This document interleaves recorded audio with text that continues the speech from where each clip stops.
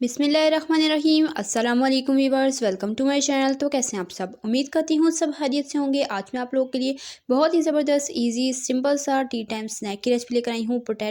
Potato flower tea time snack बनाना बहुत ही ज़्यादा इजी है, बहुत ही टेस्टी है। दिखने में जितना टेस्टी लग रहा है, खाने में कई गुना ज़्यादा टेस्टी है और बनाना बहुत ही ज़्यादा इजी है। बच्चों बड़ों सभी को पसंद आएगा। जाएं जल्दी जल्दी इस रेसिपी को बनाएं और अपना फीडबैक भी मेरे साथ शेयर कीजिएगा। चलें बिना देर के अपनी आज की रेसिपी स्टार्ट करते हैं। चैनल पर नए हैं, चैनल को सब्सक्राइब कर लें। बिस्मिल्लाहिर्रहमानिर्रहीम। उबले हुए आलू लिए हैं, यहाँ पर मैंने 3 बड़े साइज़ के। इन्हें मैंने अच्छे तरीके से बॉयल कर लिया, छील लिया। अब इसे मैश कर लेंगे फोक की मदद से या मैशर की मदद से कर सकते हैं, चाहें तो हाथ की मदद से भी मैश कर सकते हैं। बहुत ही फाइन मैश करना है ताकि इसमें आलू का कोई भी चंक साबुत ना हो। अब इसमें ऐड कर देंगे शिमला मिर्च चॉप की हुई 1/4 कप, साथ ही प्याज इसमें जाएगा एक छोटे साइज़ का फाइन चॉप किया हुआ। चॉप की हुई गाजर इसमें जाएगी तकरीबन 3 टेबलस्पून। साथ ही इसमें हरी मिर्च ऐड करूँगी फाइन कट की हुई, और ये तकरीबन 2 अदद थी। नमक इसमें जाएगा हाफ़ टी स्पून, पीसी लाल मिर्च हाफ़ टी स्पून, कुटी लाल मिर्च 1/4 टीस्पून, भुना कुटा ज़ीरा इसमें जाएगा हाफ़ टी स्पून, और चाट मसाला इसमें जाएगा हाफ़ टी स्पून, पिसी हल्दी 1/4 टीस्पून। बस यही सिंपल से इंग्रेडिएंट जाएंगे। तमाम इंग्रेडिएंट को अच्छे तरीके से मिक्स कर लेंगे, चाहें तो हाथ की मदद से भी मिक्स कर सकते हैं। नमक और मिर्च टेस्ट के अकॉर्डिंग आप कम या ज़्यादा कर सकते हैं, जितना कि आपको चटपटा पसंद हो। मैंने यहाँ पर मिर्चें जो हैं वो नॉर्मल रखी थी। अगर आपको ज़्यादा स्पाइसी पसंद है आप मज़ीद ऐड कर सकते हैं। तमाम इंग्रेडिएंट को अच्छे से यहाँ पर मिक्स कर लिया।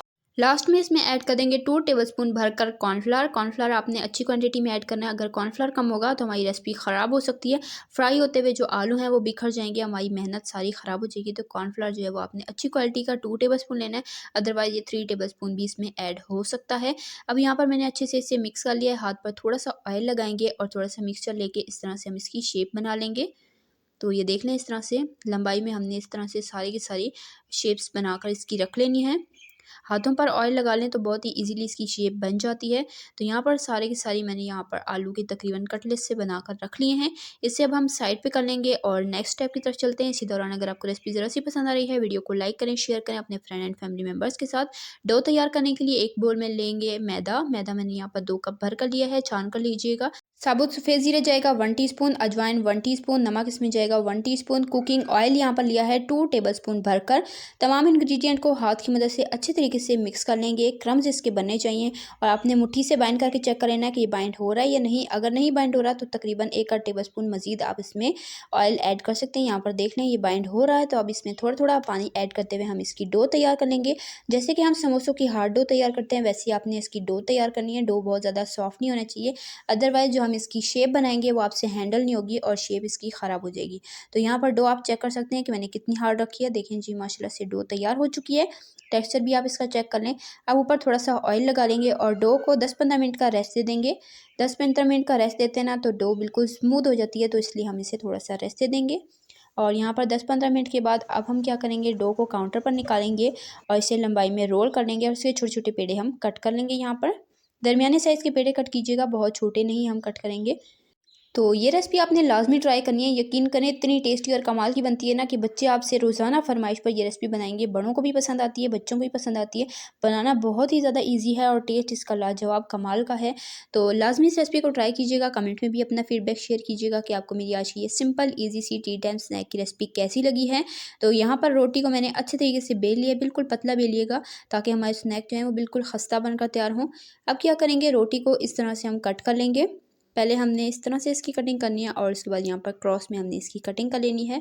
तो यहाँ पर एक रोटी के तकरीबन हमने 8 पीसेस बना लिए हैं। अब नाइफ़ की मदद से इस तरह से हम यहाँ पर सेंटर में इसकी कटिंग करेंगे।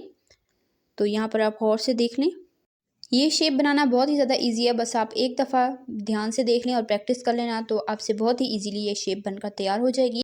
और स्नैक्स ऐसे होने चाहिए कि देखते साथ ही मुंह में पानी आ जाए, दिल चाहे कि हम फ़ौरन से इसे खा लें। तो ये भी ऐसे ही काफ़ी ज़्यादा टेस्टी और इजी स्नैक हैं। तो यहाँ पर मैंने सेम तरीके से सारी की सारी कटिंग कर ली है। अब जो हमने आलू के कटलेट से बना के रखे थे, ये हम इस तरह से सेंटर में रख देंगे साइड पर। और उसके बाद क्या करेंगे, फिंगर पर लेंगे थोड़ा सा पानी, सिंपल पानी लेंगे, थोड़ा सा पानी लेकर इसे इस तरह से हमने साइड्स पर लगा लेना है। और उसके बाद जी मैं आपको बता देती हूँ, इस तरह से आपने इसे फ़ोल्ड करना है। फ़ोल्ड आपने टाइटली करना है ताकि जब हम इसे फ्राई करें तो कोई भी साइड खुले ना। और कॉर्नफ्लावर का मैंने आपको बता दिया था कि आलू में आपने कॉर्नफ्लावर थोड़े सही क्वांटिटी में ऐड करने, ताकि जब हम इन स्नैक्स को फ्राई करें तो फ्राई होते हुए आलू जो है वो बिल्कुल भी बाहर ना आए, आपकी मेहनत, आपकी रेसिपी ख़राब ना हो। तो यहाँ पर देख लें बहुत ही ईज़िली हमने इसकी शेप तैयार कर ली है, ये देख लें आप।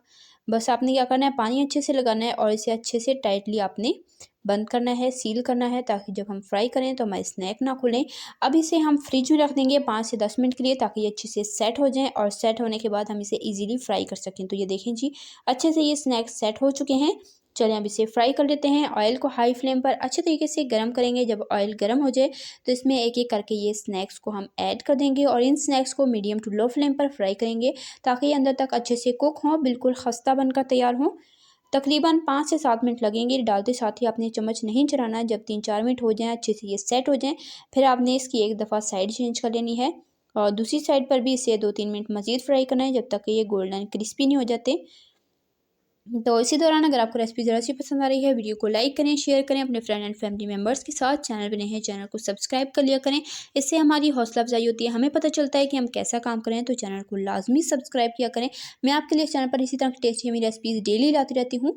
सब्सक्राइब करें ताकि आप हमारी कोई भी रेसिपी मिस ना करें। तो माशाल्लाह अल्हम्दुलिल्लाह से यहाँ पर हमारे पोटैटो स्नैक्स बनकर तैयार हो चुके हैं। बहुत ही ईज़ी, टेस्टी, सिंपल सी रेसिपी है, बजट फ्रेंडली रेसिपी है।